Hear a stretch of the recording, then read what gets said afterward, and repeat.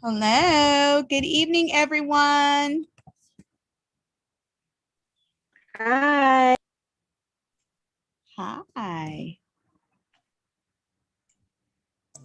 Hello, hello. Hello. Oh God, what did I do? Okay, here I am.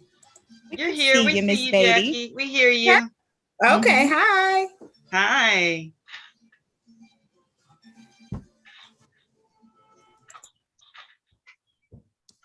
How's everyone doing? It's a beautiful day. I see you're outside, and Charlie, you're outside. Am. That's a real outside. That's not even a Zoom background outside. That's great. That's It's great. beautiful today. I've literally been on the front porch since 9 a.m. Oh, that's wonderful. Yeah. Yeah, it's a gorgeous day. I haven't figured out how to. Yeah, I didn't manage to get myself set up on the computer outside, so I guess that's the next step. Got to do that. You have to look at the weather before you go to bed and make a decision about where your home office is going to be in the morning. Okay. I'll take inside or outside. There you go. All righty, we'll do that. So let's see. I think we're waiting for a couple more people, right? There we go. There's Gina. I cannot, just FYI. I didn't hear that. What did Christina say? She can't turn her camera on. I'm currently driving, so I may be going in and out, but I should be home in like 10 minutes. But I'm just gonna listen in. You just be careful. Nothing we're gonna do is as important as you just being careful. Oh yeah, no, I don't have the video on. I can just hear you through the car, just like a regular phone call. We'll try not to say anything alarming. Thank you. We don't want to scare you.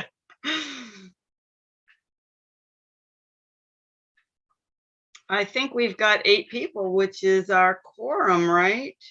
And Sterling is not joining and Janisa is not joining. We know that they're not going to be here. Sterling is in Naples, Florida, and apparently thought that whatever he has to do down there was more important than whatever he was going to do with us. I don't understand that, but there it is.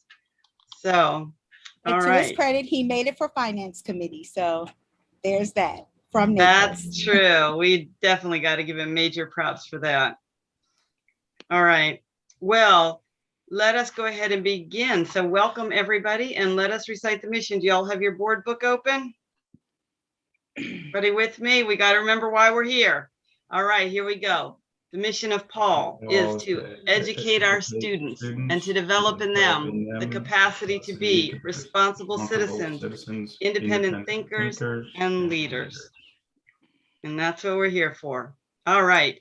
The first thing we have is actually, I'm just wondering, because with Christina driving, maybe Gina, I don't know if you're prepared to do this. I was going to ask Christina to, oh no, sorry. I'm looking wrong. Our first thing is our board term renewals. And we've got 2 very important people that we are renewing the terms on. Sorry, I've got to read my agenda, not just look at it, read it. Okay. Sterling and Jeff have expired terms, and we have both very graciously agreed to serve another term, and we're very thankful for that. And even though Sterling is not here, I'm going to say something about him first. Sterling, as you all know, has the by far longest tenure on the board, a unique place in terms of being an alum of the school, and has contributed in so many ways over the years in so many roles. He's always our go-to person when we need somebody to step in for anything. And as far as I have been aware in 9 years, I don't think he's ever said no to anything that anybody's ever asked him to do. And he's always present for us and ready to innovate. There's no stagnating with Sterling. So I'm going to move that I'm going to do these both together, but I'm going to move that we renew the term of Sterling. And then I want to talk about Jeff, though, before we actually vote, because Jeff came on 3 years ago with also a background that none of the rest of us have, very, very deep expertise, experience, and knowledge in the whole area of assessments, but particularly with regard to the park assessments. And I don't know how much anybody who's not on the school performance committee would be aware. But he contributes a real depth of knowledge that is astonishing, and a network of connections, and an ability to get information for us that is really helpful in so many ways, and all of the time. And right now, he's really stepped into a consulting role, doing work with EdOps that's at a very detailed level in terms of our assessments. So I just could go on and on in terms of the details, but we are so grateful that he's agreed to serve again for another 3 years. So with that, I would like to move that we would renew the terms of Sterling Ward and Jeff Nelhouse, and I would need a second, please. Hey, Erin, can we Yeah, stop just for a second? I'm checking to see whether we have a quorum.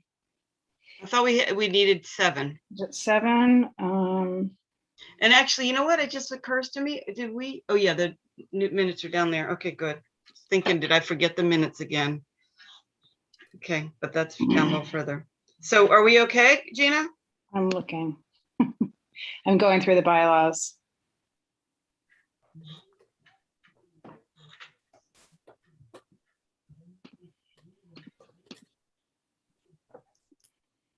We actually have 8 people on. I think we only have 7. Meeting. Tracy, Charlotte, and Manya don't count. Yeah, they don't count. That's right. But we're 8 without them. I mean, they do count, but just not for the quorum. Just to be clear. No, you're 7 because Will doesn't count either. Oh yeah, Yeah, Will Am I doesn't counting count. wrong? It's a majority of the present of the meeting. Quorum, 1/3 of the members of trustees eligible to vote pursuant to these bylaws shall constitute a quorum. 1/3. That's Okay, like I keep 5. counting 8. Aaron? Oh no, sorry. 7. You're right. You're right. Sorry. Gina, didn't we update that? Is that the latest bylaws? Yeah, that's what yeah, from June 2020. 5.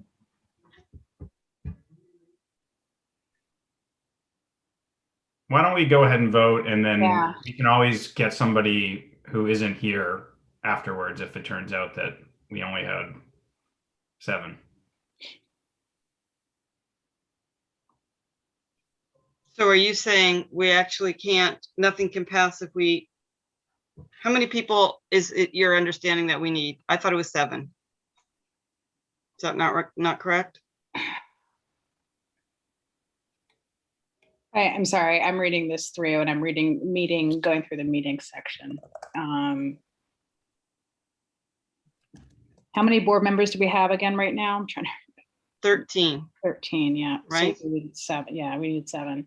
Well, it says 1/3 eligible to vote. 1/3 of the number of trustees eligible to vote pursuant to these bylaws shall constitute a quorum for any meeting of the board. No, I'm sorry. I'm sorry. Right now we have 12 because we're down 1. Sorry. We used to have 13. We have 12, right? Who are we down? Johans.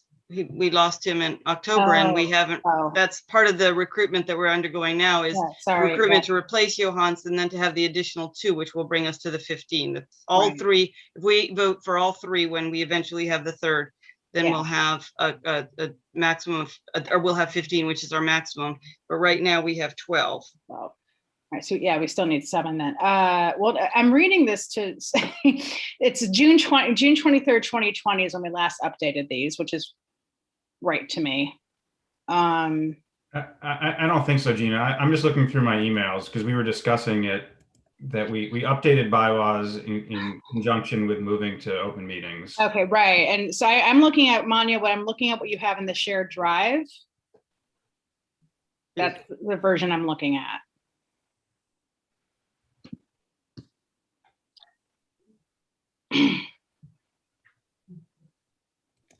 It was, I thought it was 50%. At least, it was at least 50. No, wasn't it 6? Manya, do you have those? Do you have them most up to date? Looking for them right now. Okay, thank you. Well, I think, and just in the interest of moving on with the meeting, I think, well, how do you want to proceed? Do you want to wait for us to? Let's wait on votes. Yeah, because we did adjust right after the August it would have been in September we adjusted. So why don't we, do we have do we have candidates standing by waiting to be read into the meeting? You're muted, Manya, I think, or at least I didn't hear you. They're in the waiting room right now. They're in the waiting room. Oh, So- Pam's here. Okay, well, Pam is here. Okay. Great. I think with Hi, Pam Pamela. here, that should be enough if Pam's here now. I'm here. Hello, all. So But we sorry do for need to being late. find, Meeting ran long. we need to find the most up-to-date version.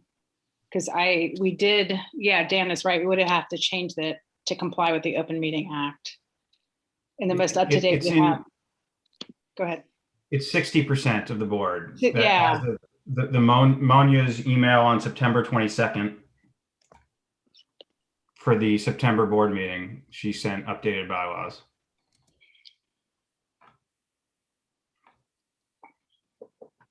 So the that's 60 where the 7 Yeah. is correct, yeah? That's right. Yeah. That's right.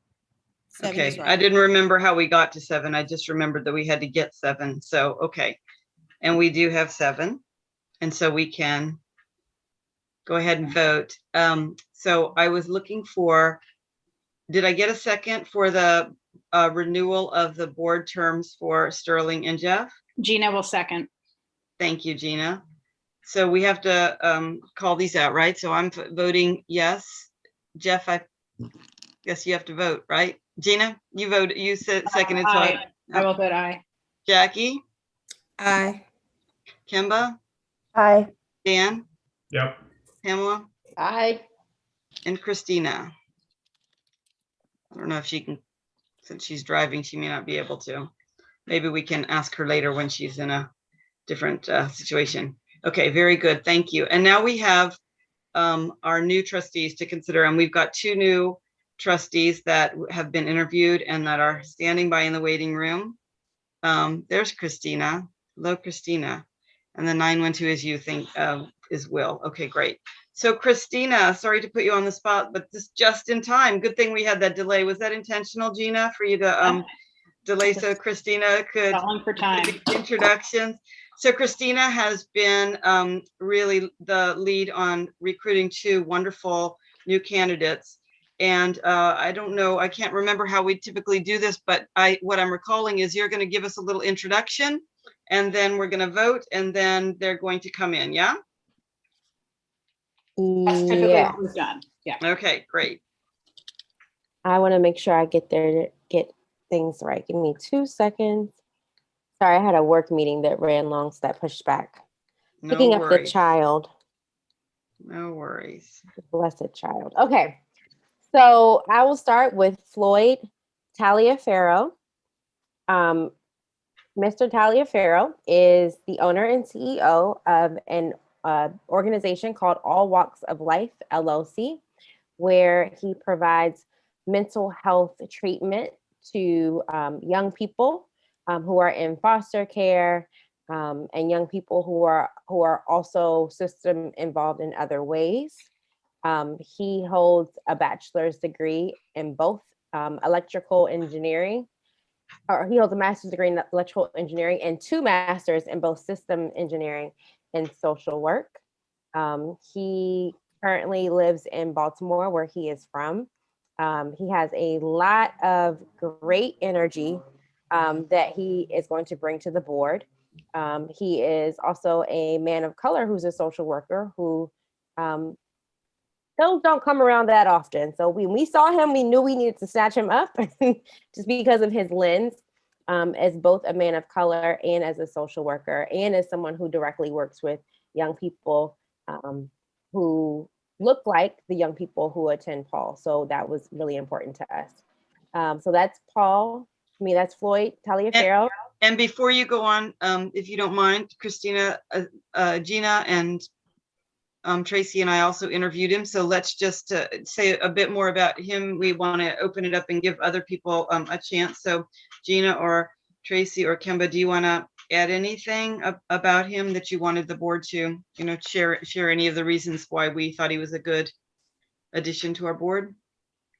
So I'll definitely second the notion that it's really important that we have, in so much as it's always possible, members of our board who also reflect the population of students that we're serving.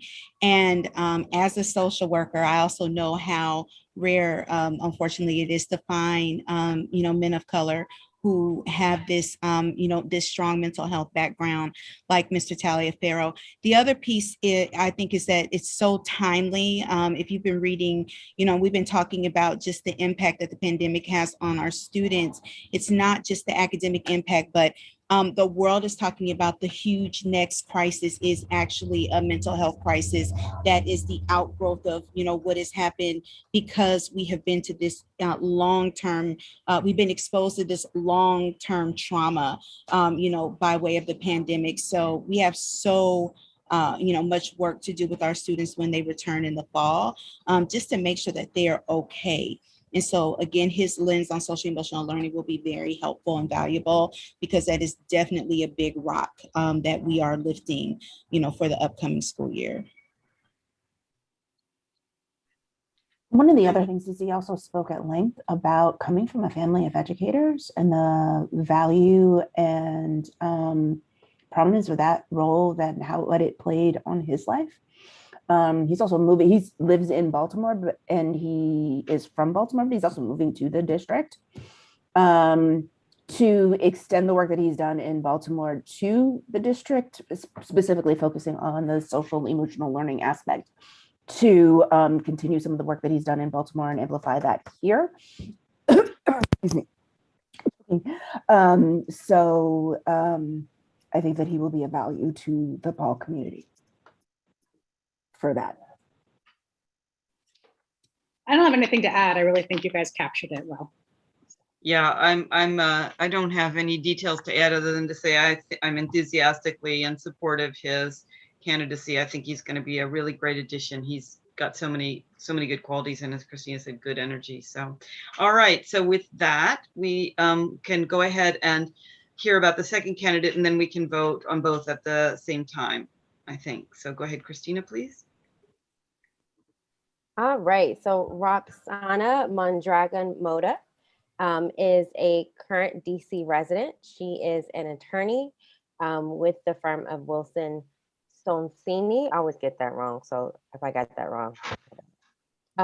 She's fluent in Spanish, in fact, a native Spanish speaker. She also speaks intermediate Portuguese and French. She is a mother in the DC public charter school world, which is a great perspective. And she is she's Latina. So that was one of the things that we knew we were missing on our board, because we have such a high Latino population at Paul. So she was a pick that is really, really needed for her perspective on the board. Also a lot of great energy, and she has her husband is a teacher in the district as well. Who wants to add something about Roxana? Yeah, I would just echo the sentiment that, we have experienced such, shifts in the populations of students that we're serving. And now roughly about 40+% of our population is Latino students. And again, it is really important that our families see representation of themselves on the board. Gaining trust in all of the communities of the students that we serve is priority number one. And I think that when our families see that there's, considerable intentionality on the part of the board to make sure that the board reflects who we serve, that engenders trust. And so I'm really, really happy and excited about, the addition of her to the board, not just because of her own cultural perspective, but also because she is a charter school parent and comes out of the public schools of Chi-Town. And Virginia? Yeah, I'm saying, and I think she spoke, I came a little late to it, but spoke of, I think, going to a magnet type high school in Chicago and the difference that it made for her. Parents are both working class. backgrounds. So she definitely is someone who benefited from having, caring school environment and caring teachers, like just like we all did, but knew that really gave her a boost up. So, and does pro bono legal work as well on the immigration side. So with our DACA community, and undocumented community, it could be helpful to have someone like her that knows how to help. It could be a support for our school staff who are perhaps helping those kids. And she spoke specifically about her parents' immigrant background, and giving her some insight into what the immigrant experience is for some of our kids who are coming from that. Kemba, anything you want to add on her? No? Okay. So with that, then, we thank you very much, Christina, for that introduction. And so do we have a motion to accept them as board members? I think we have to do them one at a time, though. Okay. Okay, let's do that then. So a motion for Floyd, please. A motion that we accept Floyd Taliaferro. Taliaferro to the board. And a second. Pamela. Thank you. So, okay, Jeff, we'll go around. Yes. Kemba, Yes. Jackie, Yes. Pamela, Yes. Dan, Yes. Gina, Yes. Christina, Yes. and I'm a yes. Okay, very good. Thank you. Okay, then I need a motion to accept Roxana. So moved. Thank you. And a second? Seconded. Thank you. Jeff, Yes. Kemba, Yes. Jackie, Yes. Pamela, Yes. Dan, Yes. Gina, Yes. Christina, Yes. and I'm a yes. Okay, very good. So now we're going to bring them in and we will introduce ourselves briefly.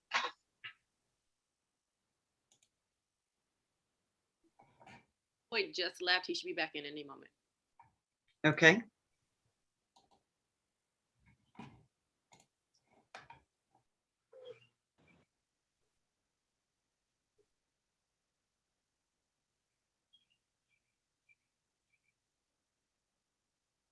So Roxana is in.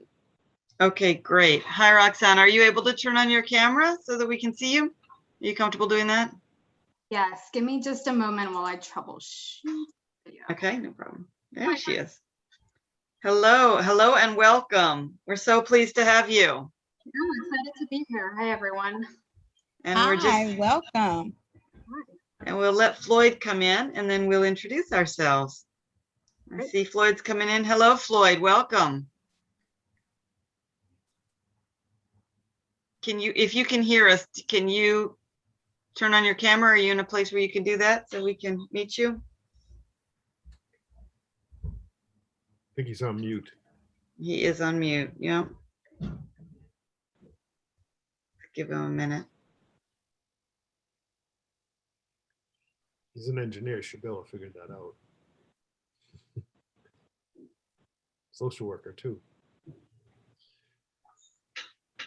Jeff always says the quiet part out loud.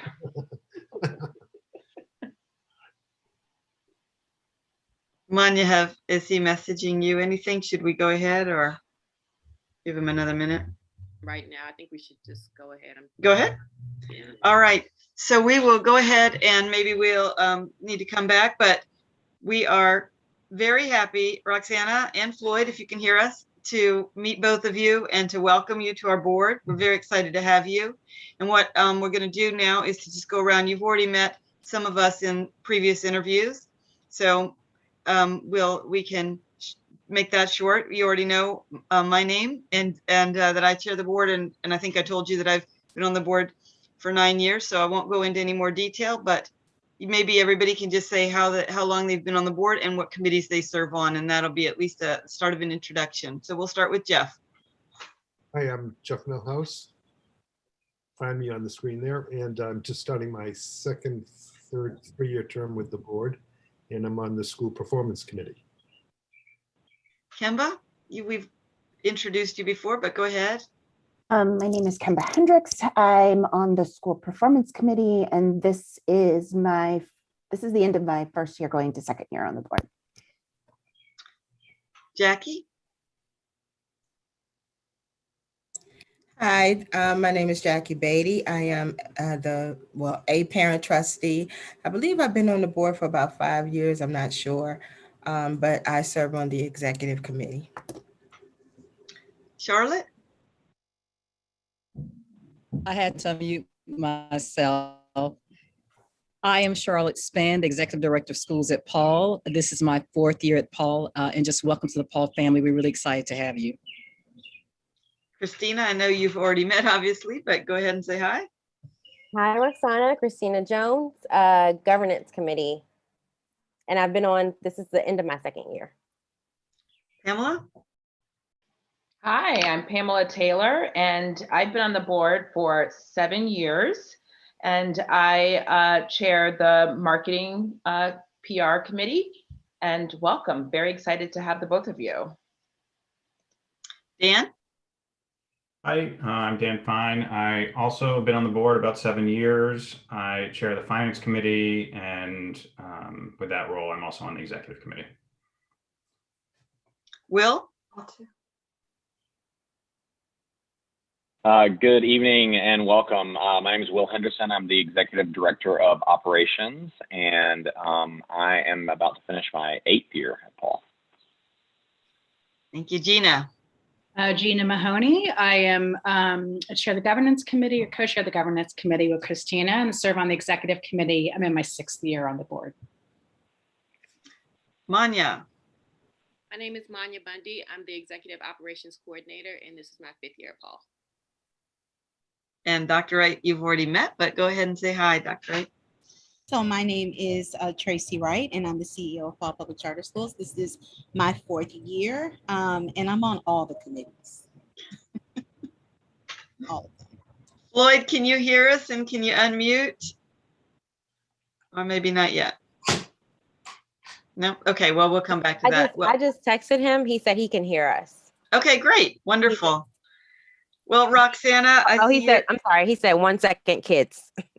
He has children as well. He just said 1 second. No problem. So, Roxana, do you want to have a moment to say anything to your new board members? I don't want to put you on the spot, but why don't you give you a chance if you want to say anything?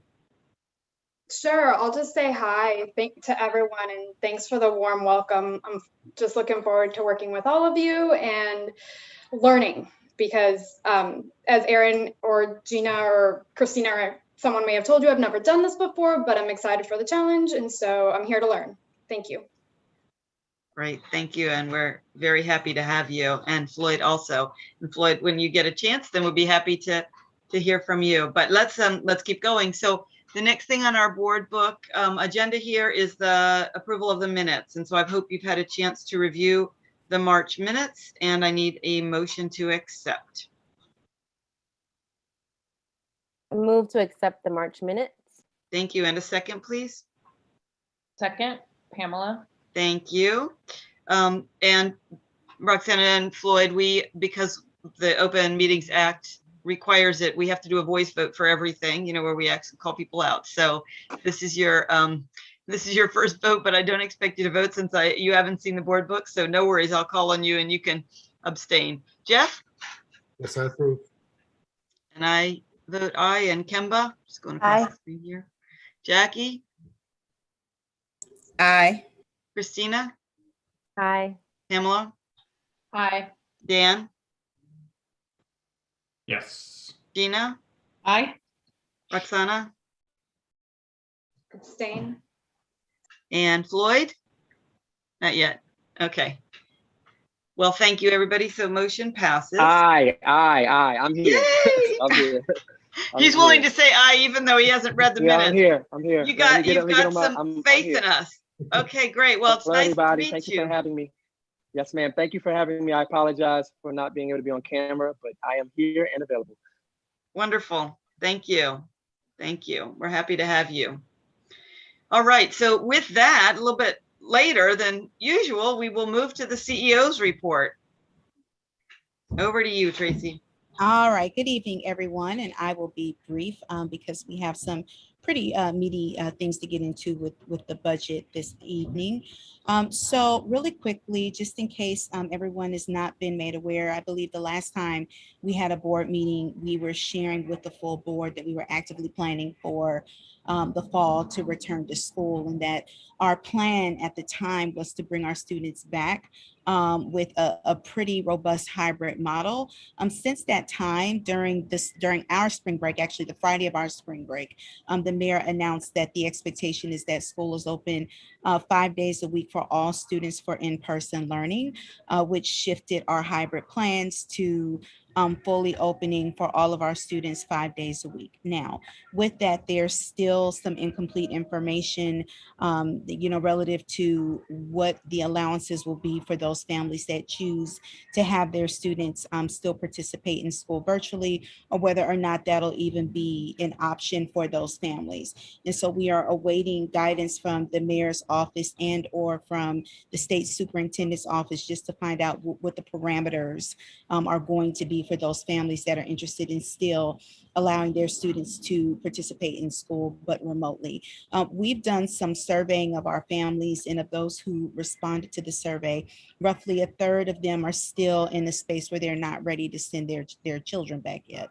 And most of those parents, their major concern is that their son or their daughter has, some underlying issues, and or they don't have a ton of confidence in the public transportation system, which does have, some of them have mask mandates. However, the enforcement of those mandates is, sparse. Bus drivers are like, I'm not fighting with riders over masks, which, we understand that. So given the number of our students who have to travel across town, the conditions in the state of public transportation remains a key issue for them. So we will keep you all in the loop. We have done a significant amount of planning in preparation for this, and we have what has been termed an extensive planning week next week, where 20 of us will spend the bulk of next week, doing some very detailed planning, not just for, the details associated with what it will look like to have over 700 students in the building at once, possibly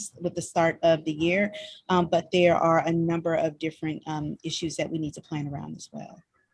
Okay. Just another FYI, Aussie has received their final waiver. We shared with you all some time ago that we would not be park testing in the fall. However, there were some states that the Department of Ed was actually denying their waivers. And so Aussie had made that announcement. They were pretty confident that we would not get denied. And in fact, we did not get denied.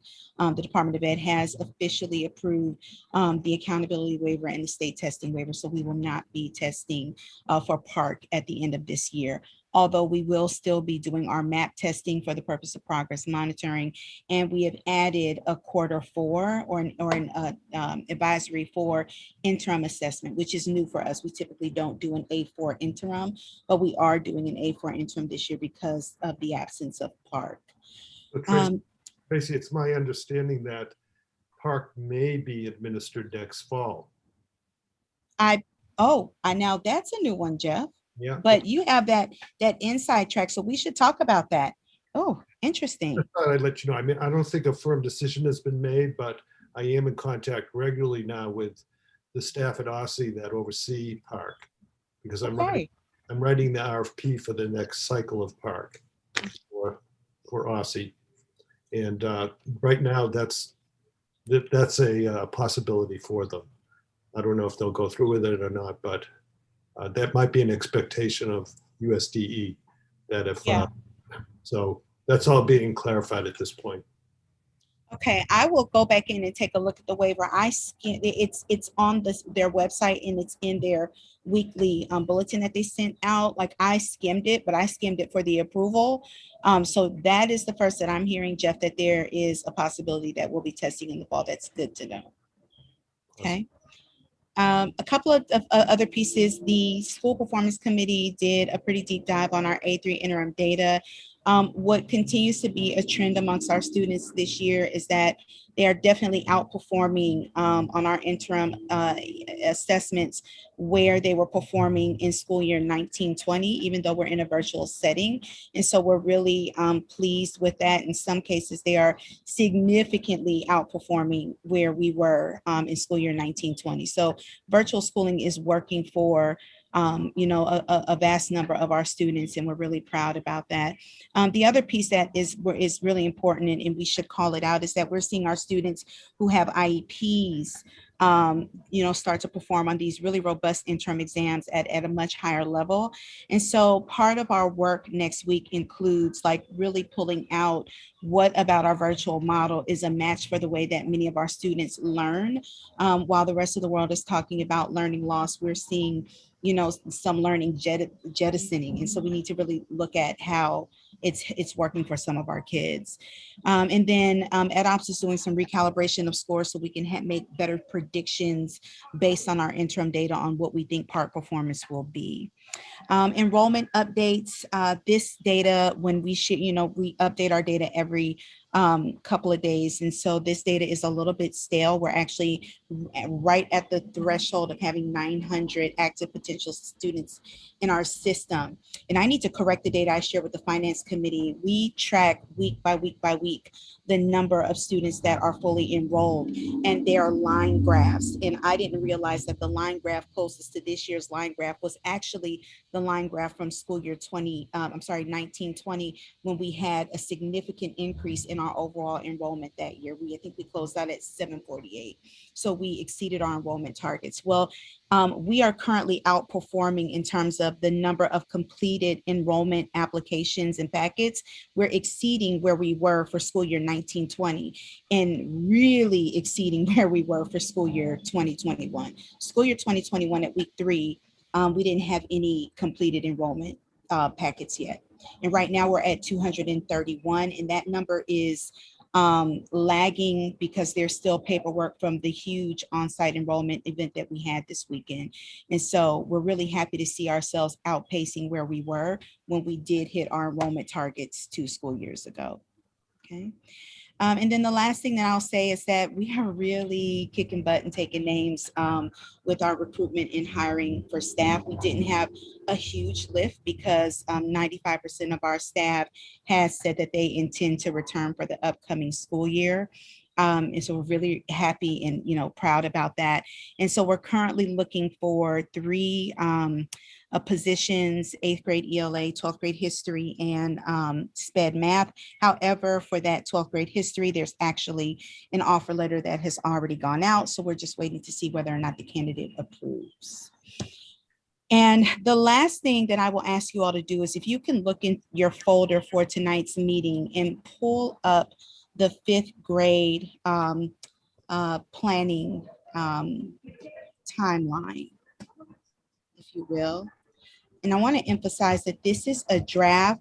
So you all know that we did a presentation during the last board meeting just to talk about at a high level the process of getting of what it would look like for us to start to really do the research on expanding to include a 5th grade. Because our charter has currently been written to serve students in grades 5 through 12, we just think that it is a really good idea for us to explore the option of actually fulfilling what has already been written and spelled out in our charter.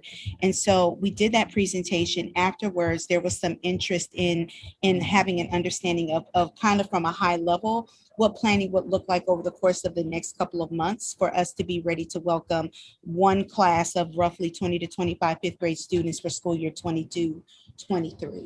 I shared at a very high drafty level what that kind of timeline would look like. And it's a draft because what you'll note is that the first thing that we need to do is engage some external help and support to help us really flesh out and do some deep research and collect data on the need, the landscape, and some other critical pieces associated with what it would mean to expand to include the 5th grade. And so that is there for you. You know, if you want to just kind of read over that, remember it is a high level draft. We've looked at some expansion documents from other schools that have gone before the PCSB and received approval, and really pulled out like what some of the core work would look like over the course of the next year. That said, and Erin, maybe I should punt to you. Based on the timeline that we put together, we were set to have a vote tonight, and that vote is not a vote about whether or not we'll expand. That vote is about whether or not we will start to do the research work that we would then bring back to the full board and present to make a decision about whether or not for school year 22-23 we want to include the 5th grade. So Erin, I will punt to you. Yeah, thank you. Thanks, Tracy.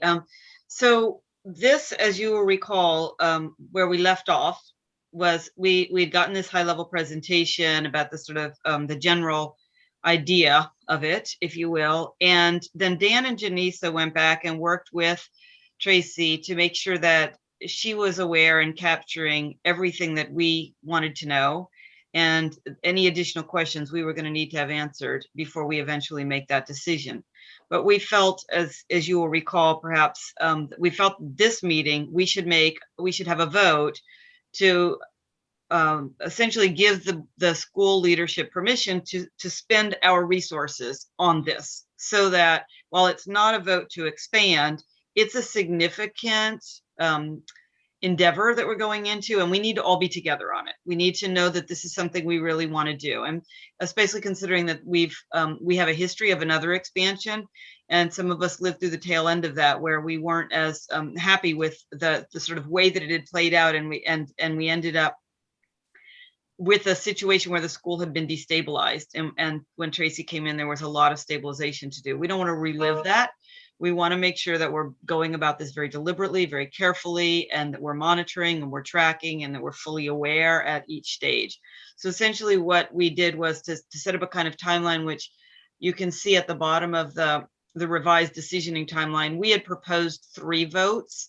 That now seems a little bit excessive, and we discussed this in the executive committee. And so this is really reflection of what the executive committee discussed, this idea of revising the votes to say we vote tonight as planned, that we say go ahead with the research, but rather than having a sort of short research period and coming back in June for another vote, what they're proposing, as you see on the timeline, is that they take a longer time and then come back to us in August or September with a more complete plan. We think about that for a month, and then as we had discussed before, we will vote then in October whether we actually would go to EdFest. I mean, in a very concrete way, whether we would go to EdFest with the idea of recruiting for 5th grade. So tonight's vote is whether to authorize resources to be used for the research and planning of a possible expansion. Now, Dan, you've been working with Janisa most closely on this, so I want to throw it to you to add any details there, please, or commentary. Well, I've got some questions. I haven't worked on this since the last board meeting, so this was the first time I saw this. So I have a few questions, but I can save them if you'd like. Okay, well, and I see Pamela's got a question too. So Dan, do you want to go ahead since you've got the floor? And Tracy, you can see Pamela's question as well, right? So Pamela's question was one of them, which is you're asking us to vote on to allocate resources, but we don't actually know what resources, both whether financially or people. And I think that's always been one of our concerns, especially as the mayor keeps changing things left and right for this upcoming year, and the school leaders have had to plan for 5 different scenarios, and they keep changing. So I think it was just important to the board to understand what resources are we voting on. So that can be the first question. Yeah, so it's always been to allocate financial resources, right? So we'll, in our budget for this year, we've earmarked a certain amount of money, and Will can speak to what that is, just based on some preliminary, surveying the land, thinking about what it would cost us to retain the services of a consultant based on consultant type work that we've done before. Whether it was for our school evaluations or some of the marketing work, like we have a general ballpark figure for allocation. And then of course it's going to be, to vote on allowing for some time, effort, and energy, first and foremost for me as the CEO, to work with our consultants to help us get through this research phase, which, it's really that kind of foundation laying work around surveying the land, doing a lot of the deeper data work to answer some of the questions that the board raised earlier, because outside of really getting into that research phase, being able to answer some of these questions that we've had around the data, around the viability of the expansion, it becomes difficult to answer those without diving into that research piece. So again, we have earmarked, some monies that we can use for this process, and have developed a draft budget, for how much we would spend, and no matter what, we're going to come under that number. So it's both financial resources and human resources. And Tracy, just to make sure I'm understanding, this is money that is budgeted already. You're not asking for additional funds. It's money that's within the existing school year budget. That's Okay, right. just to make sure I got that. All right. That's right.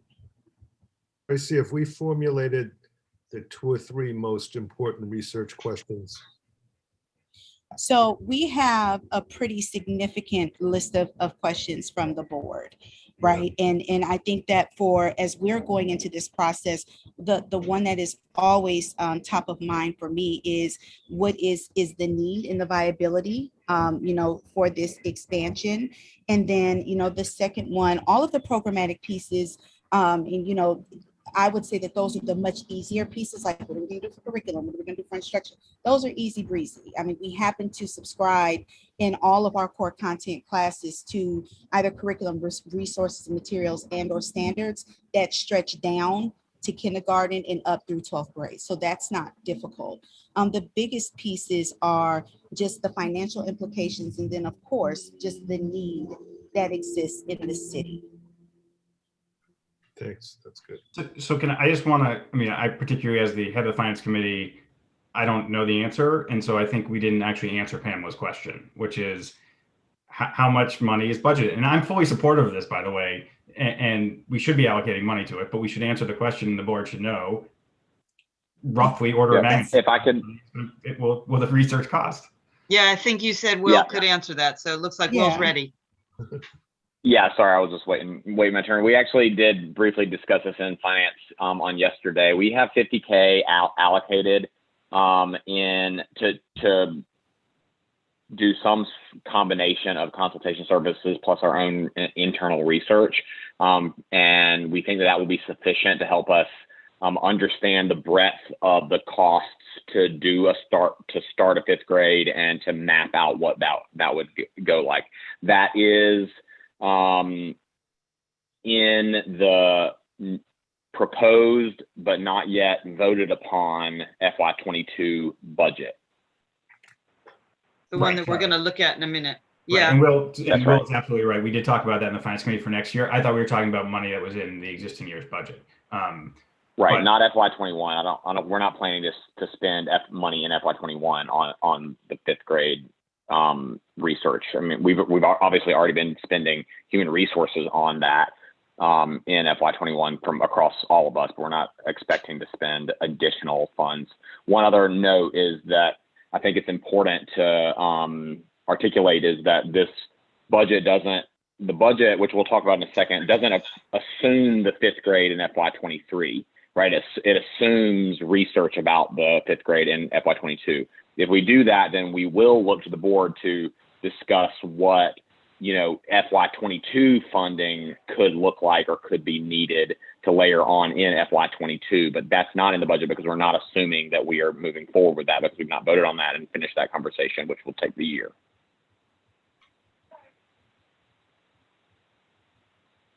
Other questions, comments, suggestions, ideas, contributions of any kind? So I'll throw out another one because it doesn't seem like others are. I think the list of this is great and covers the right things. It is, and I'm speaking from someone who used to run a like enterprise project management office and had people running projects. And I just want to, this is definitely not a project plan. And I know you're not saying it is, but my biggest concern is that it's lumping a lot of stuff into 5 months. And for the board, it's very hard. It will be very hard for us to have any accountability or track this if the next time we get presented is August or September. And so I just want to make sure, one, who is sort of from the board, whether it's a task force, the executive committee, the SBC, who on the board is sort of responsible between now and the next board presentation to be engaged in the progress? And then secondly, I just think it is important that sooner rather than later, we have milestones that are more specific than just a 5-month period. So we can say, we thought we were going to have a report from a consultant by this period. We thought we were going to talk to the PCSB in this month. We're not, or we are, just so we can have some sense for are things on track. Yeah, I'll respond to that. This was not Tracy, intended before you respond, to. can I just throw one thing into the mix that might simplify this a bit? Has an RFP for a consulting firm been drafted? No. Okay. We have not done any of that. Yeah, like I think a lot is, of what, yeah, David, what is your name? Dan. A lot of what Dan is asking for, if we could see, and when that's developed, I think the RFP or the statement of work with the timeline in it, all of that, which is, they're all valid questions Dan is asking, but I think that would come from that document if we could see that. Yeah, I think that there is, and we should, kind of figure this out. There is a misalignment, I think, in terms of what the thinking is around what starts this process of research versus what finalizes this process of actually adopting a 5th grade, right? And so project management is my life. This is not a project plan in any way, shape, or form. We live off of project management software with smart sheets, right? It has all of the detailed actions, activities, and milestones, and due by and progress monitoring pieces. For the purpose of today, because we have not dived into what this is going to look like. That's the vote that we're asking, right? So I have not spent tons of my time or hours doing any of that yet, because I wouldn't do that. I wouldn't do that because we don't know whether or not this is something that we even want to swim in, a pool we want to swim in. My understanding is that the first step is, let's present from the beginning, like these were all the questions that the board had, and we responded to all of those questions in the last meeting. And then there was another set of questions, which was kind of like, well, can we see this timeline? And I think I've, tried to say, okay, I can give you a high level, but we have not started to do this research yet.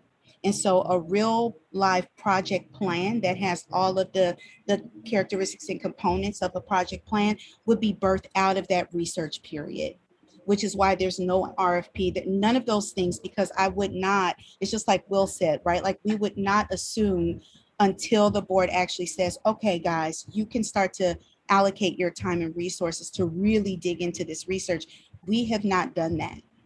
And so that's why we're still kind of at this level, because I need to get the green light to go deep. And once I get that green light, you all know me, we're going to dive all the way in. And then all of those different pieces, whether it is like a very clear amount of money that we would expend, how much of the time from different staff members, what that project plan is going to look like, all of that is a function of that research period. And you're right, Dan, these are a lot of different things that are lumped in there. But again, this is based on looking at some of the other schools that have done expansion work and the key activities, from conversations I've had with some of the other multi-campus leaders who've done expansions as well. And this is not an extensive list in any way, shape, or form. It's going to be way more robust and more complicated than what we see right now. But it's not until we actually dig into that research period that we will have a very clear and accurate picture of what lifting this entire process looks like. And I've said it before, I'll say it again. As the CEO of this organization, if as we go through this research period, we find that this is going to be a lot, then I will come back to the board and say, hey guys, here's this very clear project plan.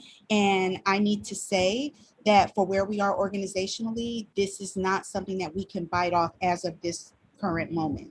But we don't know that until we dig into this substantially. And we have not done that as of yet. Yeah, and I would just want to add, and the other thing that we really don't know is what September is going to look like, and what seems possible right now.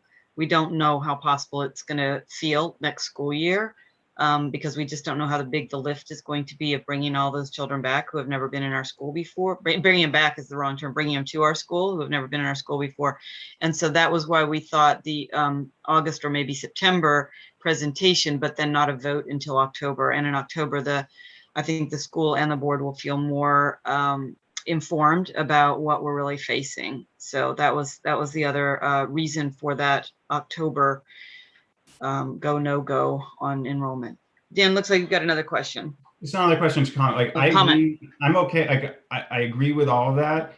I would love to hear more from Erin, like sort of one, how do you see it from sort of governance accountability for the project in terms of who's going to be any more engaged, if anyone, from the board? And then just secondly, like, should we expect, as like sort of the first milestone, should we expect at our next board meeting to have an RFP done, or to even have an RFP done and a consultant done? Like, we should be able to have some sense for like, is like, at least to the next month, do we think, like, what will be success for the next month on this very important project? Well, what we had said in terms of the governance piece of it is our expectation is that all of the committees are going to be fully engaged, because this is a big deal, right? So school performance is going to be engaged on the school performance piece, finance on the finance piece, executive on the sort of overarching pieces of it, and that we would have board updates, right, as appropriate, as part of the CEO reports. So that's what we described. I don't know if it was February or March, but whenever we first put together that plan. So that's still how I'm seeing it. And I guess I am actually a little bit less concerned about having the very detailed milestones at this point, because I wouldn't have expected those yet. Right. I mean, my expectation was this was really the start. Like tonight when we vote is the sort of start of the process. And then we would expect her to, Tracy, since you're here, don't want to talk about you in the third person. Then Tracy will come back to us and say, okay, so this is what we've figured out that we're going to do. So you will be getting an RFP, which I would expect would go to finance, probably for review of the financial piece, but it might go to school performance, because as Jeff said, refining the research questions would be more of a school performance piece. And there could be elements of that would go to executive, that would be oversight over actually when if we're going to sign a contract with anybody, right? Then that's typically so I guess I'm hearing you very clearly that you're concerned about that we track and monitor this whole process all the way through. I feel like we have robust ways of doing that for our work in general, and that we don't need an additional structure. I'm open to hearing if that doesn't sound appropriate, and I definitely want to hear from the rest of the board too. I mean, what are other people thinking here about this? So, yeah, I mean, go ahead, Jeff. No, I'll defer to you. I mean, I think that, we have an outline here. I think, this is always the line we walk between how much we have our hands on, the governance versus management, balancing act with the board. This is a big undertaking. It's just like the strategic plan. And it's like what we went through last year with PCSB. And after a certain point, we kind of have to trust the executive team that they know what they're doing here. And we do have, it sounds like it needs to be a standing issue on the agenda for multiple, probably every committee that regularly meets. And Tracy and team should be reporting out. I mean, we have the formal board meeting every month. We have one executive committee every month. We have SPC, we have finance, and Kemba and Aaron and Tracy talk, I'm assuming every other Friday, right? Those are standing. So that's 5 check-ins, 6 check-ins if you consider 2 Fridays a month. And I anticipate this is probably a big agenda item for Tracy.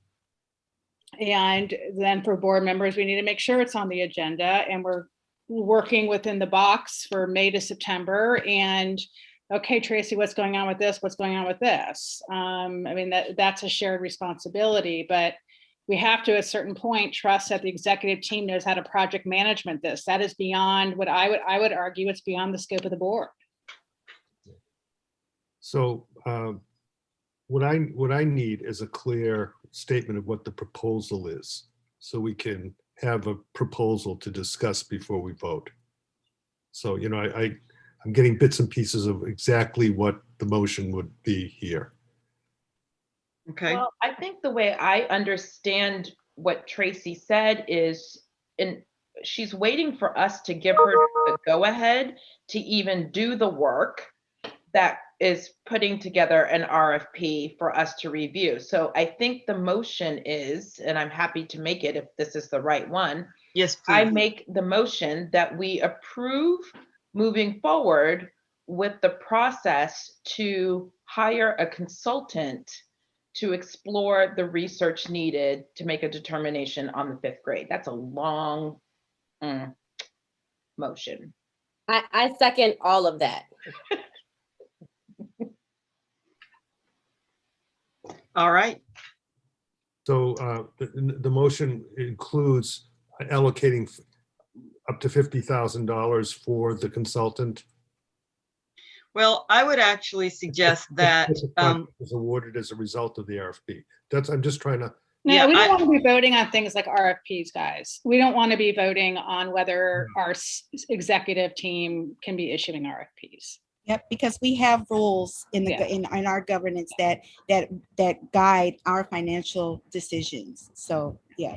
No, it's micromanaging, and it would take up half the board meeting to do that. What I meant, the appropriation of the funds for this purpose, is that a board decision? No. No. So if I could respond actually to that, Jeff, the question, the proposal is that funds will be allocated.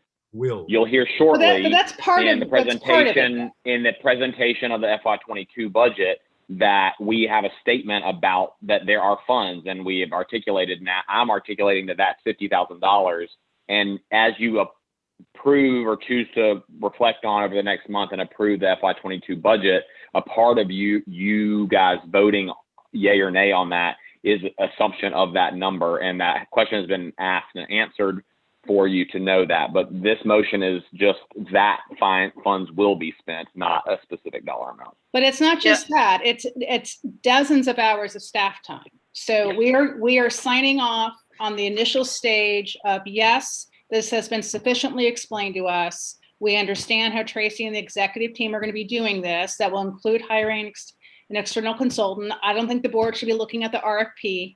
Okay, unless someone on the board has a specialty in it, and if they do, they should be pulled in. But this is like we're 4 or 5 years into this now. We should, be able to trust our executive team to do some of this. I think Dan and Janisa have done a phenomenal job of outlining a lot of these issues, and I really appreciate it. But let's get out of our own way here, and let's move forward. Yeah, and I just want to reframe this for a minute and ask Pamela to maybe modify your motion slightly, because as Will said, we're actually not voting for funding, because the funding, that vote for the funding will come in our budget vote, which will come probably in May, is the expectation, the budget that we still need to look at tonight. So I want to move this along.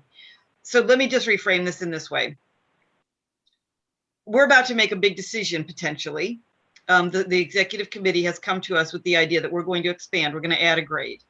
They want to do that with the support of the board, to know that they're moving ahead with that. It's really a support for the concept. And what that means for them is they want to then explore it, to be able to come back with a specific proposal that we will vote on. And in September, we will vote on a specific proposal saying, this is the actual plan. What we're saying right now is, yes, we support the general idea that expanding to add a 5th grade would be a good idea if the research shows that makes sense for us, right? But we have a bunch of stuff we've got to find out, and a lot of questions that we've identified that we need answered. So we're really just giving them a kind of vote of confidence to say, go forward, to figure these things out and then come back to us with the answers. So I think what I really need, Pamela, is like a vote to approve moving forward with the planning process for a 5th grade expansion. I make a motion to move forward with the planning process for the 5th grade expansion. And Christine, I don't know if you're willing to second. Okay. And frankly, we should have started with that, because parliamentary procedure is we should have started with the motion and then had the discussion, and I apologize. We kind of jumped because it was part of the CEO report. We kind of went into the discussion without the motion. But because of parliamentary procedure, let me just ask, is there any more discussion? Keeping in mind that we still have the budget. Not that that should stifle anyone from asking or speaking up. Okay, hearing no more discussion, then we'll take the vote. Jeff? Yes. I'm a yes. Kemba? Yes. Jackie? Yes. Roxana? Yes. Pamela? Yes. Dan? Yes. Gina? Yes. Christina? Yes. Floyd? Yes. Wonderful. The motion passes unanimously.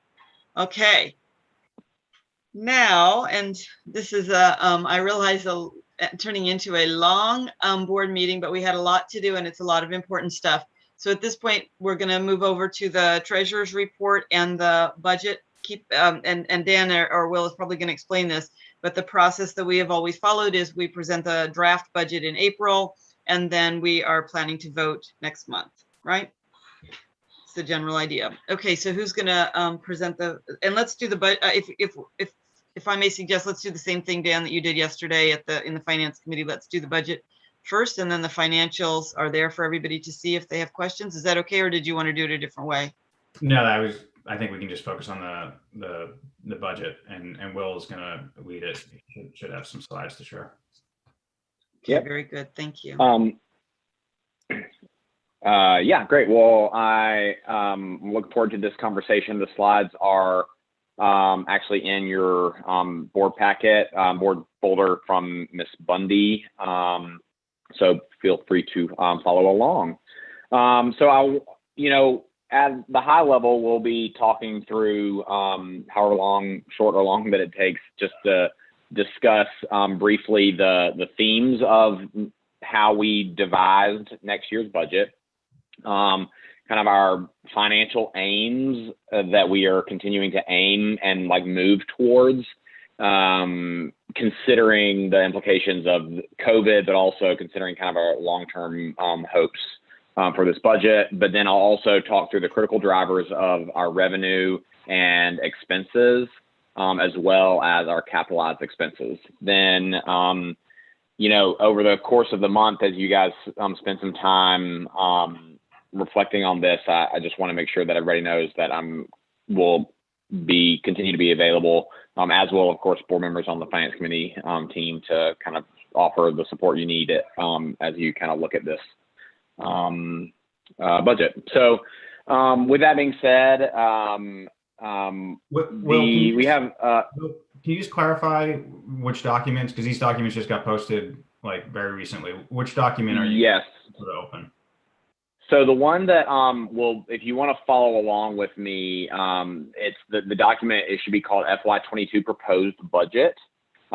You can also let me look in the folder to see what they're actually titled for you. Yeah, no, that's the right. That's the slides are the ones that you're looking at, the FY22 Proposed Budget, and then the other one is the draft of the spreadsheet. But you're on the slides, right?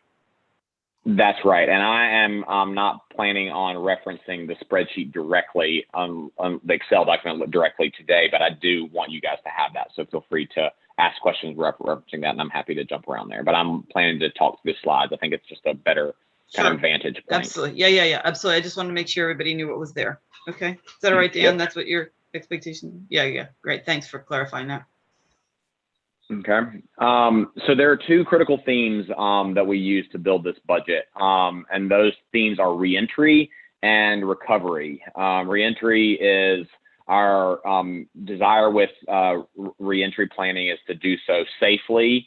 And in contrast to just 1 month ago, not only safely, but also fully, based on the mayor's announcement that public schools in DC will be in person 5 days a week.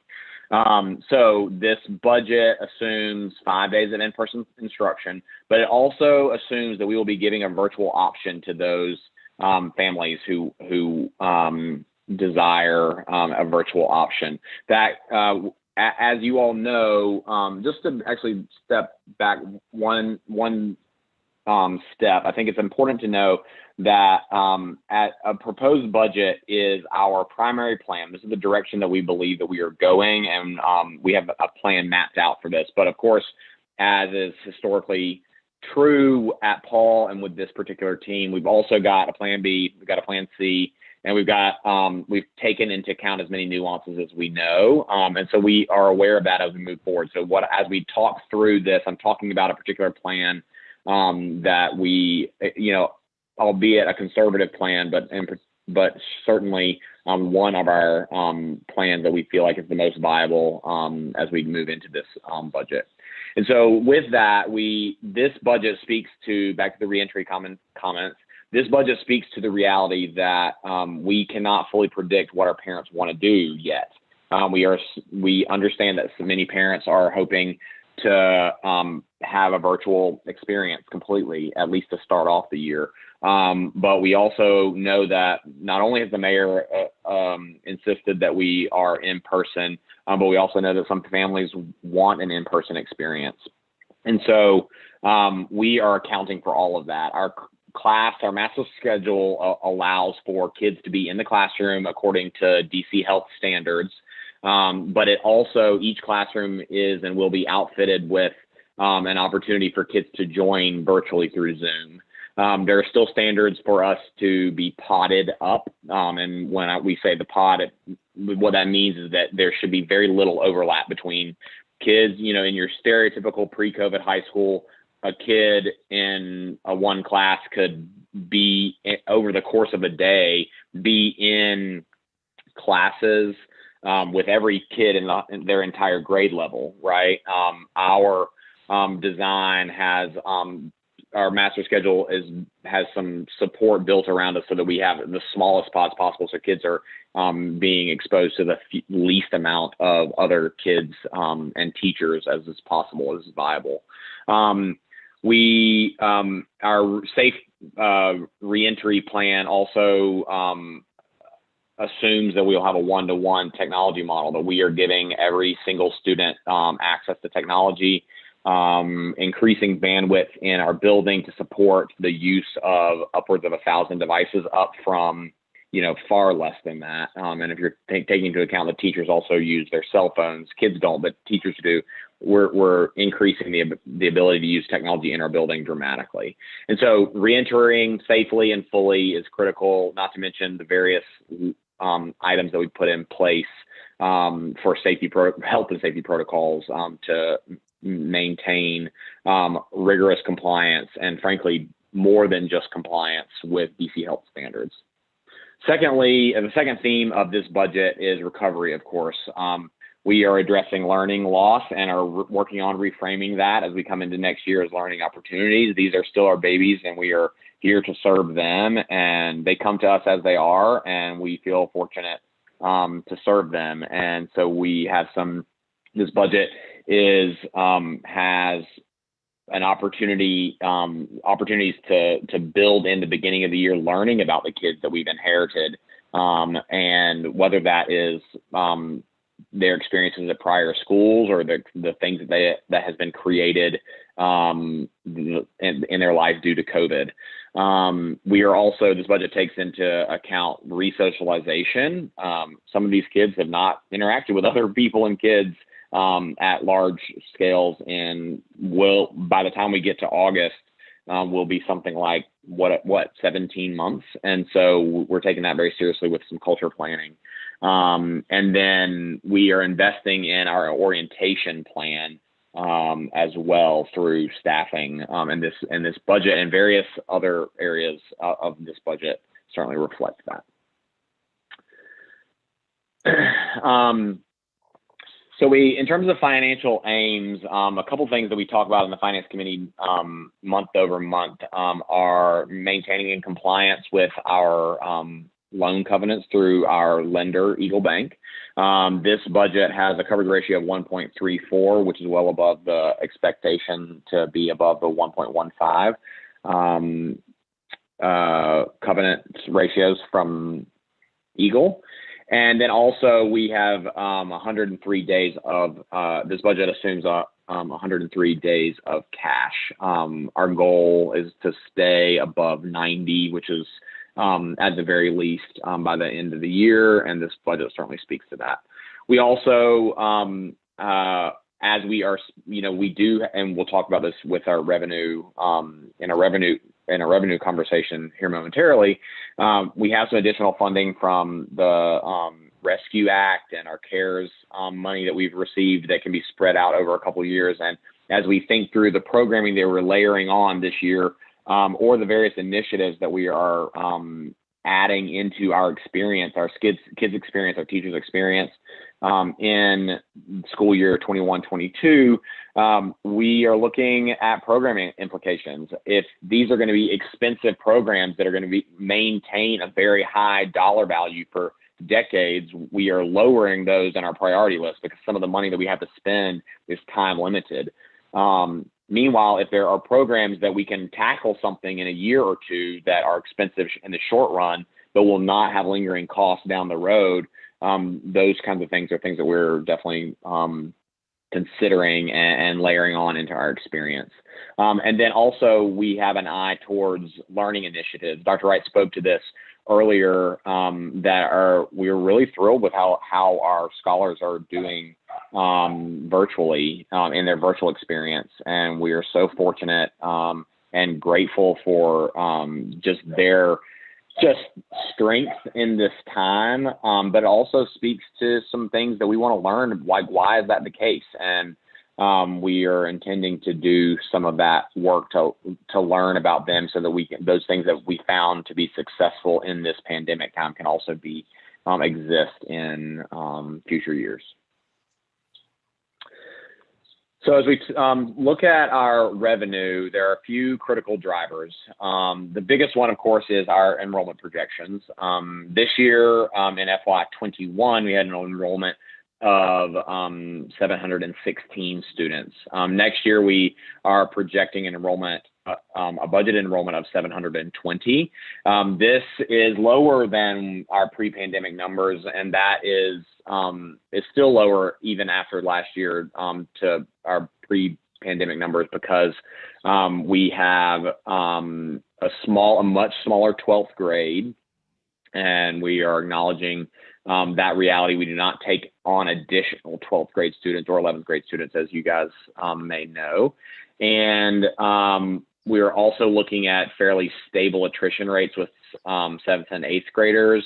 That has historically been around 75 to 80%. And so taking a look at that history, we have accounted for that in this budget. And but we also have to reckon with our reality that we have usually a low retention rate of our 8th graders when they come into 9th grade. And while we attempt various measures of hacking that year over year, we acknowledge that that's not been something that we have been able to fully grapple with. And so that certainly has implications on our enrollment.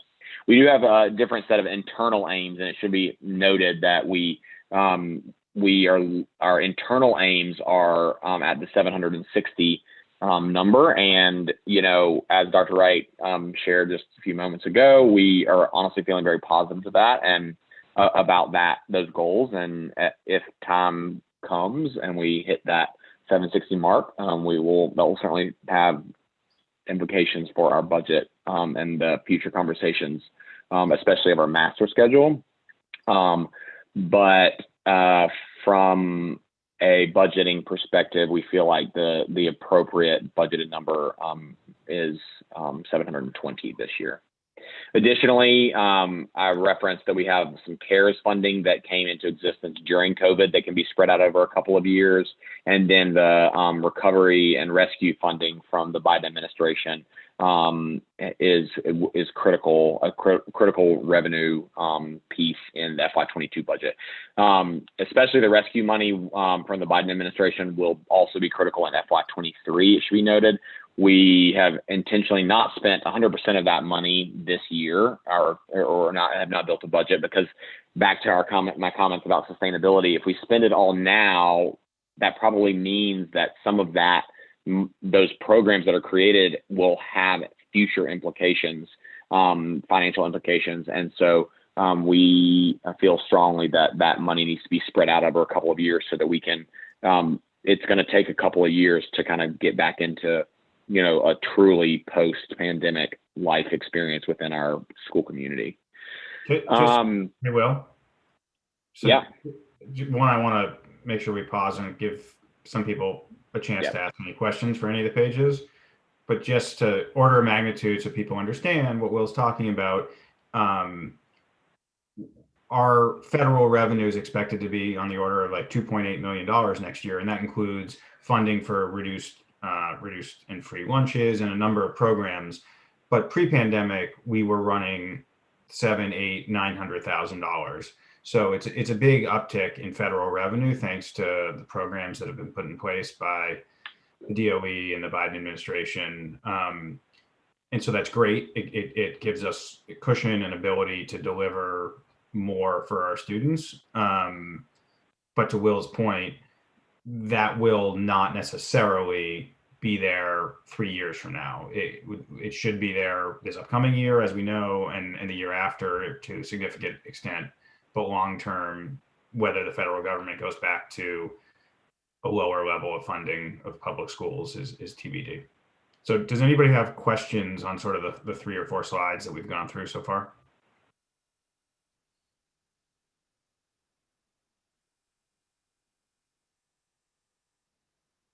Okay, back to you, Will. Okay.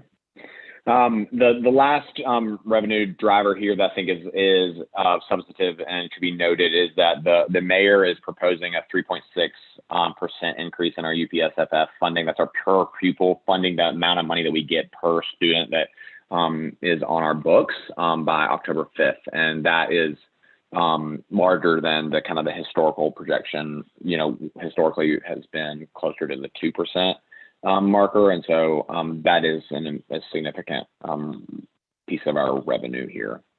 So I think that I would urge us to kind of move on into the conversation about some expenses because the 2 big things there, student expenses and staffing expenses may generate a little bit more conversation or may answer some questions that may be kind of like ruminating after the revenue conversation. So obviously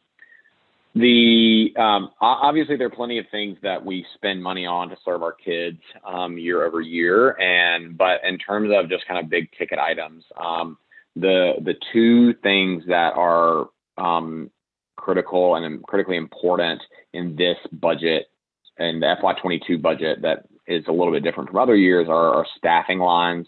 And then the line items that support us with our return to in-building services, especially noting the student meals. So if you're taking a look at this staffing clip in the expenses slide, I think what it's important to note is that in a normal non-COVID scenario, we would have with an enrollment decrease from the 750 marker to the 720 marker, we would have designed a master schedule that has less teachers in it than we have in this FY22 proposed budget. The FY22 proposed budget has a similar amount of teachers to what we would expect for a larger size enrollment. When we had our enrollment decrease last year during the pandemic, if that were to have happened in another season, we would have taken a good long hard look at our master schedule and reworked the teaching experience because that's just our reality, and we would have kept our network and our non-teaching community, essentially what other schools may call a central office, stable, because those roles, it doesn't matter if you have one child or 700 children, those roles are critical across the board. Some of those roles, though, due to the pandemic, were not mission critical. We're talking, which you guys knew about as we discussed some of the decrease in force that was required as a response to our enrollment shortfall. But those, as we return to the building, look to returning to the building, those central office network staffing roles are just utterly critical to be able to serve kids back in person. So a lot of the additional federal money that Dan was just speaking about really serves to be able to sustain both the return of those network staff and a higher staffing model, master schedule, a larger staffing model, teaching model for a master schedule than we might normally have devised with the 720 student population. Additionally, if you'll note in the other curricular category, those are school-based staff members. There are 3 additional staff members from where we are today that will be specifically catering towards the culture experience. We're not talking security guards. We're talking about like behavior specialists, people that are here and like serving our children directly to understand what we call the Paul way, like what does life at Paul function like in terms of celebrations, in terms of just, the community experience. And certainly that bleeds into the academic world as well. But you can see that there is a clear uptick there. Pause on the staffing before I move into kind of other expenses.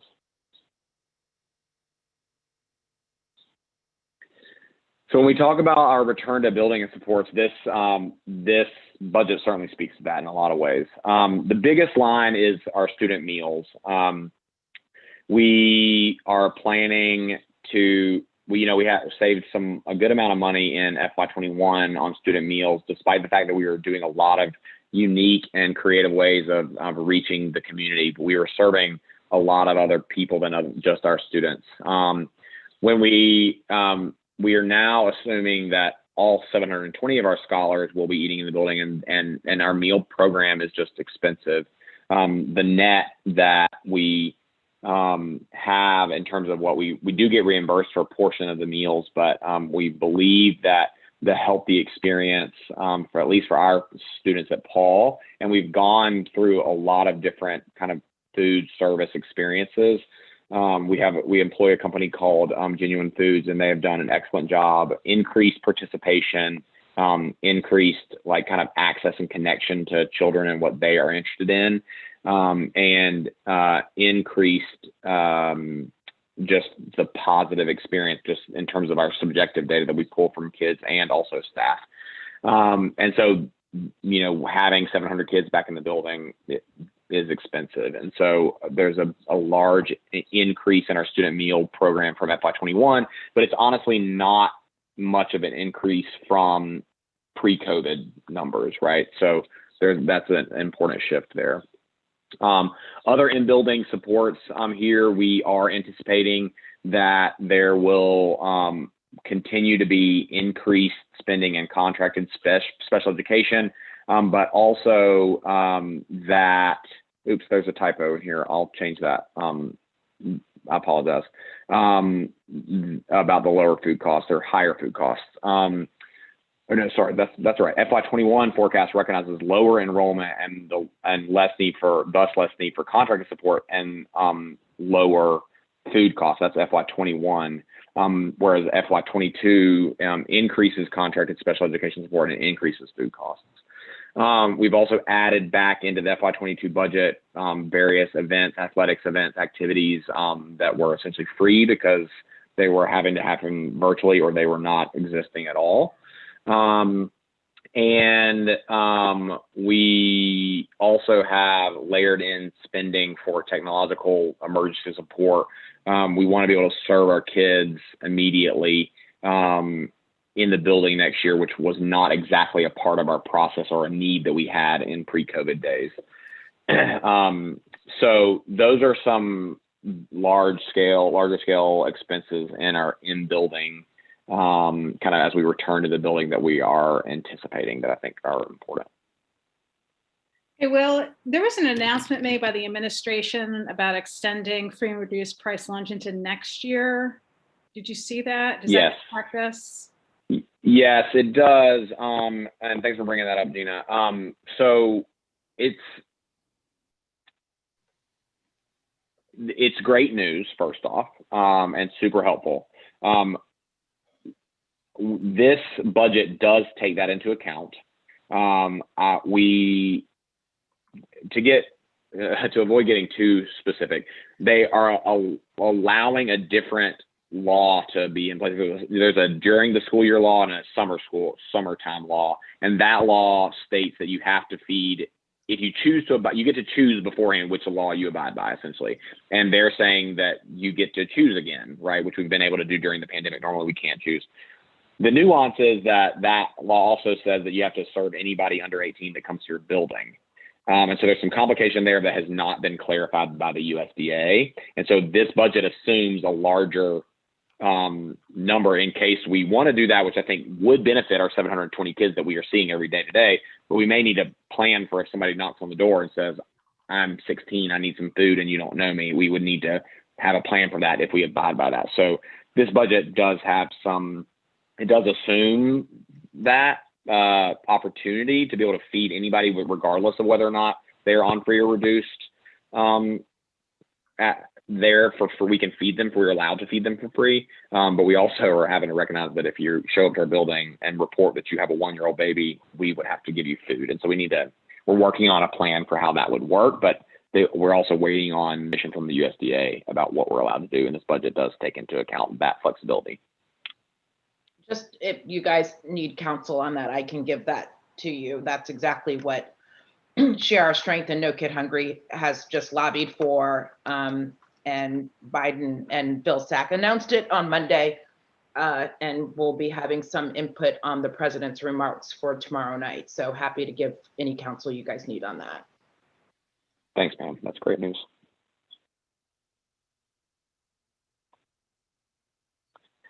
All right.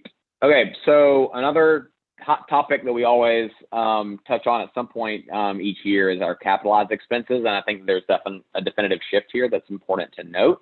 As you can imagine, I've done a whole lot of stuff to our building in terms of maintenance and repairs, and just to support the functionality and safety of our building, not to mention all of the COVID protocols that we've been doing. Given that, and given the fact that we've had hardly any wear and tear on our building, we are anticipating a decrease in need for some of our capitalized expenses. You can note that here.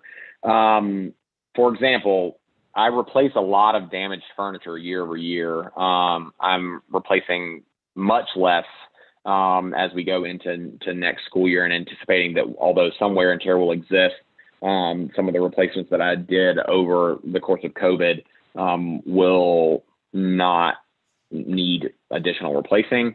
The computers line, of course, is a big one, but with the investments that we did over the course of this most recent year, We actually are not anticipating, we're of course buying plenty more computers, but some of the investments that we did are actually going to sustain us for a couple of years. I would anticipate in a couple of years, this line will jump back up to the 250, 300 mark, but not in this year, this upcoming year. And then, some of the leasehold improvements, things that we'll be doing, we aren't anticipating a need for as much support there. And so that's noted here in our capitalized expenses.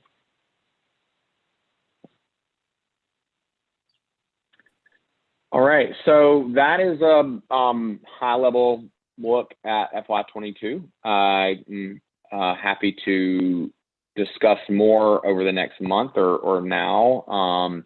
You'll see some hard to read screenshots of the proposed budget in the slide deck, but I've put them in a PDF in the folder that just is visually a little bit easier to navigate. So feel free to spend some time there if that's your preference. Just some key punchlines from the detailed would be total revenue of 20 million, expenses before debt service of 18.8 million, and before capital expenditures. So we would have comfortable space, but not too much, but plenty of space for our debt service coverage.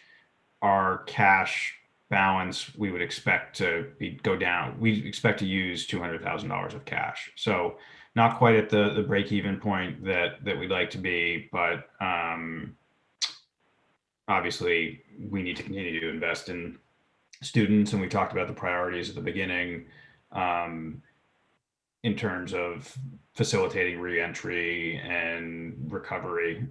Even if students are doing better than expected, we obviously need to help them as they get back to in-person. And so I think for next month, Will and team, they'll obviously update this with the latest information they get. Hopefully the mayor won't change things yet again. But they'll update this and we'll have a final version. But if people, upon further reflection, obviously happy to take questions or comments now, but if people have further questions or comments or feel strongly that we should be spending more money or less money or on certain things, feel free to raise that with me, with Tracy, with Will, if you've got questions. So with that, happy to open it for any questions or comments or perspectives.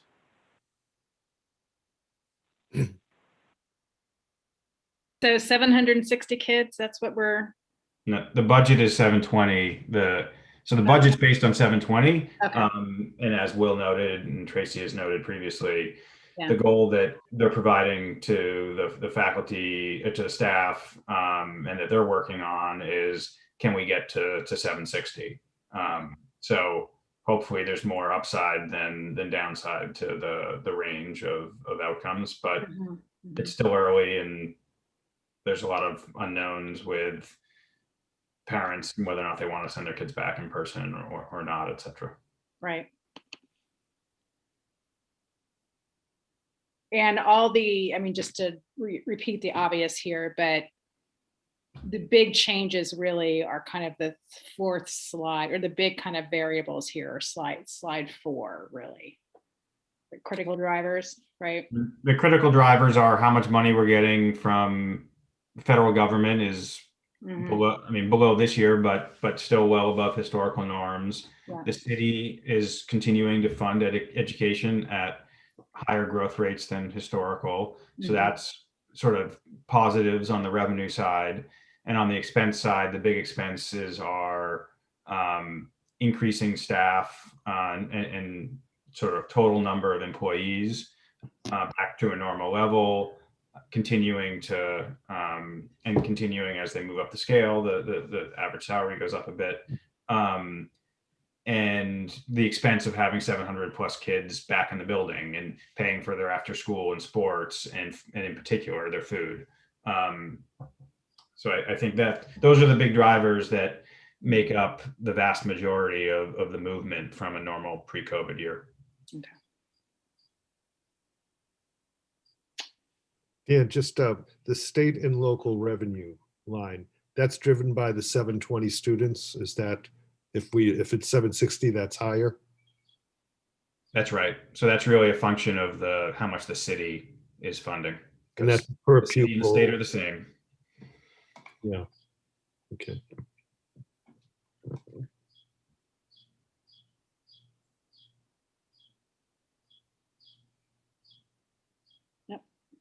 Thank you. Great. Thanks, Will. Yeah. Sure thing.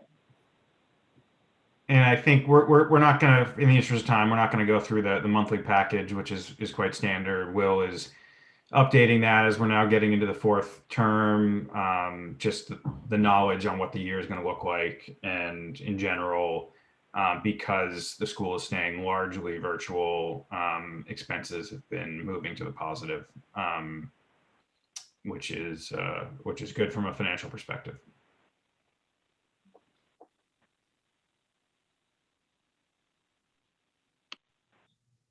Back to you, Aaron.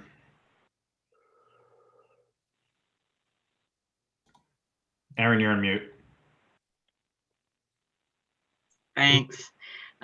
Thank you, Dan, and thank you, Will, for that budget presentation. It's very important. It's a lot of information. We recognize that, and that's why we take the month to absorb it and look at it again in May before we vote. And we'll have, of course, more information in May as well. Usually we have some more information and a little bit better handle on things, but so that's the budget. Now we've got one more item, believe it or not. I know this is a very, very long meeting, much longer than we normally go, but that has to do with some work that Christina and Gina have been working on. So I don't want to skip over it. We'll just do it. It's quick, but important. And that has to do with the new member materials. You've got the copy of the new member agreement, and Christina worked on revising. I think Christina and Gina, I meant to say, have worked on revising this, and the executive committee has looked at it, and there are very few changes, but there are a couple of improvements, we think. So Christina or Gina, kicking it over to you. Do you just want to speak briefly about that? Everybody's got the member agreement for you to look at in your own time.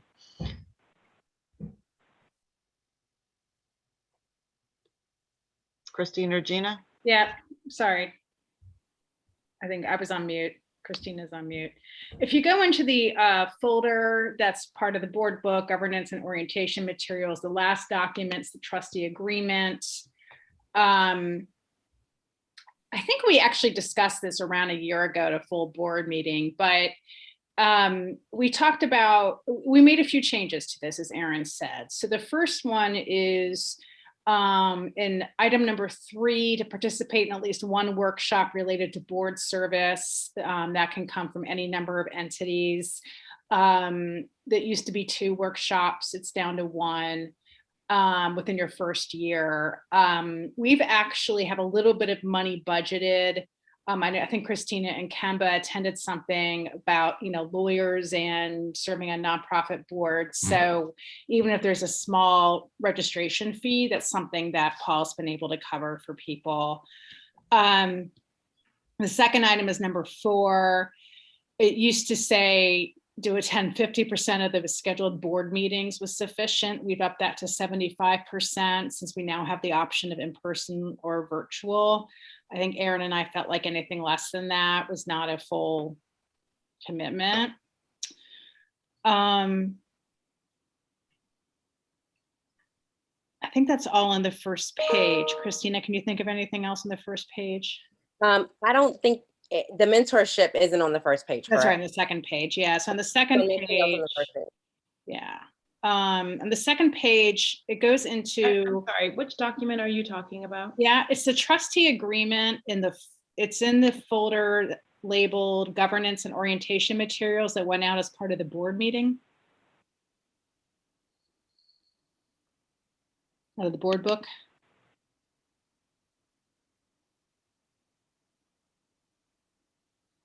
And the first page of the document details kind of what trustees, what each of us kind of owes, what commitment we are making to the school.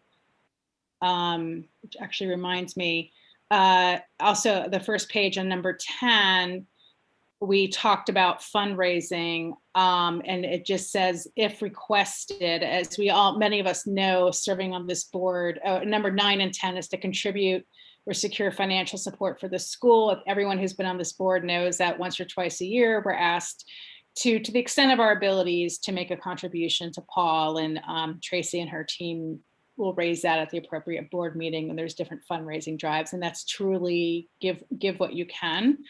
And then number 10 is about contributing other time to help with fundraising. And we have moved away from that. We're having board members raise money for the school. That's been an intentional decision.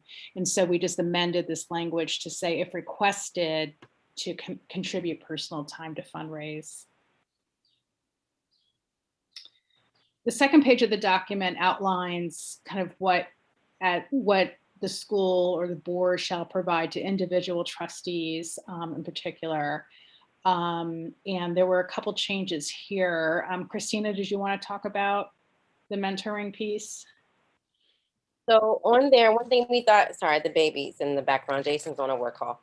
So one thing that we thought was important is when you come on the board, there's a certain language and culture that you have to figure out rather quickly. And the learning curve can be sharp, especially if you've never served on a school board before. So we thought it was important to pair new board members with current board members who are serving as a mentor role.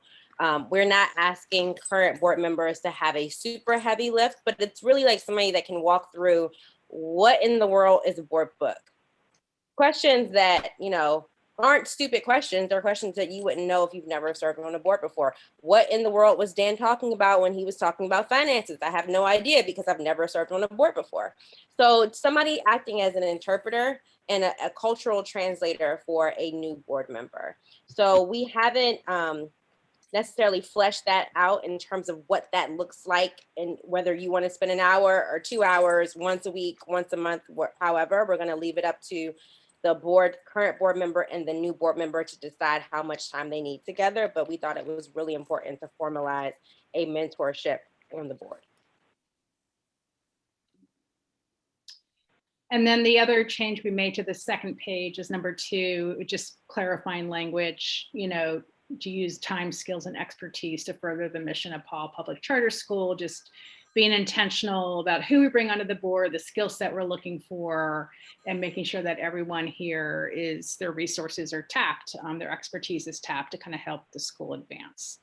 So those are the changes we made to the member agreement. Most of us signed this many years ago, or many of us signed it many years ago. So I don't think we're asking people to sign it for a new, I don't know, Aaron, we didn't talk about that, whether you wanted people to sign it. Maybe we have people sign it when they renew their term. Yeah, that might be the way to do it. And of course, our new members. Yeah, well, so thank you very much, Dina and Christina. It needed updating. We hadn't looked at it in a while. It's an improvement because it does address some of the points that were out of date and clarified some language. So we appreciate that. There's no vote necessary. It's not that kind of a document, but we do appreciate your work on it, and I would encourage everybody to read through it. It's a good opportunity, since we've just refreshed it, to read through and remember what we've committed to here in serving the school, and then of course what we can expect in return from the board, from our service. So that's probably a good way to end the meeting. And so with that, I open it just very quickly. Is there anything else before we close to say that we will then meet again on May 25th? Of course, lots of committee meetings in between, but anything else? Have we forgotten anything at all? Last call. Thank you, everybody, for sticking it out. Thank you, everybody, for your contributions and your attention, and we will see you in May. Thank you. Bye. Thank you.